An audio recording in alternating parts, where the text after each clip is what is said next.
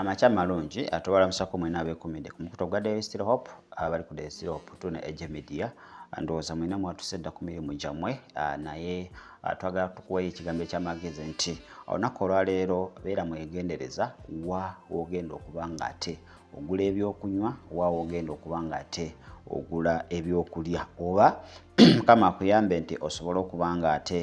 ebintu ebyo akujjukiza kuwa omwoyo w'okujjukira osobola okuba nga ate obisabira nga tonaba kuba nga ate obirya kubanga especially twogera ku byokunywa ebikoleddwa n'emikono ebyokunywa n'emmere tulina abantu abasabira mu banabbi b'obulimba abalina zi restaurants abajjayo amazzi n'ebintu ebirala ge bafumbisa emmere ezo ze tulya so olabirawo ebintu bikyankalanye ebintu tebitambula bulungi naye nga ate oluusi emmere gye tulidde oba gye tulidde mu mahoteri so olina kubeera so sensitive and sober minded tomala galya buli woosanze alondayo ekifo ky'omanyi nti at least Mukama kulungamiza naye buli woosanga woliira oyinza okulya ebintu by'otasobole ebyokunywa bye bakamula oba ebyo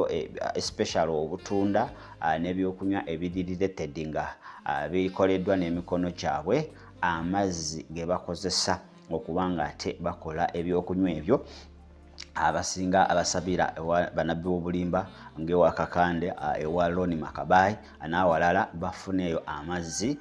ago gaba gawongeddwayo ate mu mikono gy'omulabe Sitaani oluusi amazzi ago gaba gatabiddwamu kino nkikugamba the secret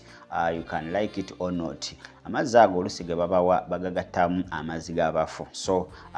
baleeta amazzi ago ate ne bakola ki ne bagakamuza ebyokunywa so goveeno n'ogula buguzi byakulya oba byakunywa olabirawo nga ekintu kikwambadde nowhere ebintu bikyankalanye ebintu bibadde bitandise bulungi olunaku lubadde lutandise bulungi ate olunaku ne lubanga ate lwolwo lwonoonese so si buli ayisa akatunda mu kacupa si buli woosanza akatunda olina okuba nga ate ogula beera ne principles ng'omuntu z'oteekawo obeeko ekifo ate ekyobaako ebyokunywa by'ogula for your own good ku lw'obulamu bwo kubanga ensi yo etabuse bino ebyokunywa ebiri sealed ebiva mu makolero byo ate balina ngeri gye basobola kuba nga ate abagattamu amazzi naye ate oluusi n'ezo kampuni gye biva bo nabo balina engeri ate gye bakola naye leero tuli ku bino ebyokunywa bye bakoze n'emikono ewaabwe so bajja amazzi mu banabbi b'obulimba age bakozesa okubanga bakola obutunda obwo age basiba ag'ekikumi mu abakyaganywa ate ge bakozesa okubanga ate bafumba emmere egyogamba nti ewoomyedde ddala buli lunaku olaba nga awo wokka woolina okulya naye nga tomanyi nti waliwo kye bakwambaza ekikusika okubanga ate ekyokutwala awantu awo so mubeere n'omwoyo w'amagezi wonna ebintu byayonooneka ate wobanga ogenda okulya towerabira saala bana abalokole tugeze okuba nga ate tutandika okuba nga tupracticinga ebyawandiikibwa tolya kintu kyonna nga tokiwonze mu musaayi gwa Yesu Kristo ate nga tomwebaziza ku lw'ekintu ekyo kubanga tutambulira mu mikono gy'omubi tutambula buli wamu emitego mingi gyatuteze Katonda wabanga asobola okulagako emitego Sitaani gy'asobola okuba nga akutega mu ddakiika emu oyinza okuzirika n'obutasobola kubanga ate emitego egyo ogibuuka ne Katonda ffe mwesigwa nti omulabe ne waba ateze emitego mingi awali okuba nga ate atuwonya naye ekyo tekikuleetera kubeera nga obeera awo nga tofaayo olina okuba nga ate amagezi gakuwadde ag'obwa Katonda ogakozesa okusobola okuba nga emitego egimu wagikulaga oba ofuna okubikkulirwa kwagyo oba bagikutegeeza osobola okuba nga okozesa ate amagezi ag'obwa Katonda nga n'osobola okuba nga ate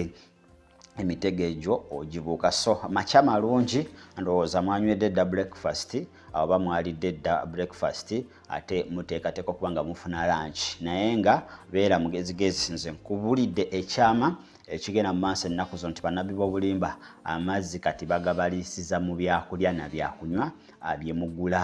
mu buyumbayumba oba mu buwooteri ate eyo gye mutambulira nga mulya awantu wonna so saala kibeere nga ate akyokulembeza mu kyokulya kyonna ne mu bulamu bwaffe obwa bulijjo saala kintu kikulu nnyo naye ate tubeere bagezigezi tomala galya wantu ogenda wantu wonna oba dduuka n'olaba nga atimbye obufaananyi bwa nabbi yenna oba ekintu kyonna ekyefaananyiza okubeera nga waliwo abannabbi w'obulimba gyagenda nkusaba busabi tolya. Si nti Katonda waffe si w'amaanyi, Katonda waffe w'amaanyi naye ate takemebwa. So bw'aba akulaze ate n'ogenda mu maaso ngamba Katonda waffe w'amaanyi, oyinza okukomekereza nga ate owambiddwa. So ebyokulya twegendereze wa we tubigula na wa we tunywa oba we tulya ebyokunywa n'ebyokulya. Gega amakya g'olunaku olwaleero kye twagadde okuba nga tukugamba. So bw'oba maziza oba nga enjala ekulumye yitirako ku Alinisa Hotel, ebintu byo bitajja kutambula bulungi,